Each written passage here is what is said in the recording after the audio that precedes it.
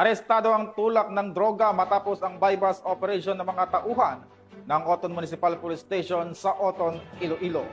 Patroluman Ledilyn Bansagon, ibalita mo.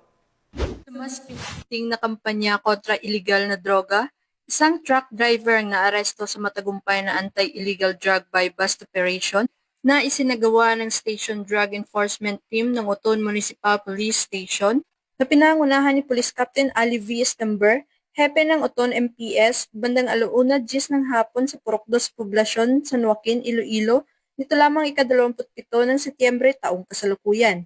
Kinilala ang naaresto sa alias na Stephen, 45 taong gulang, walang asawa at residente ng Barangay Poblasyon, President Rojas, Capiz. Na-recover mula sa sospek ang tinatayang 30 gramo ng hinilaang shabu na may halagang 204,000 pesos batay sa standard drug price. Ayon sa investigasyon, nakalap ang impormasyon mula sa isang concerned citizen ukol sa iligal na aktibidad ng sospek. Matapos ang isang linggong surveillance, nakumpirma ng mga operatiba na si alias Stephen ay sangkot sa bintahan ng iligal na droga, kumukuha ng supply mula sa Iloilo City at ikinikalat sa bayan ng Oton at mga karatig na lugar.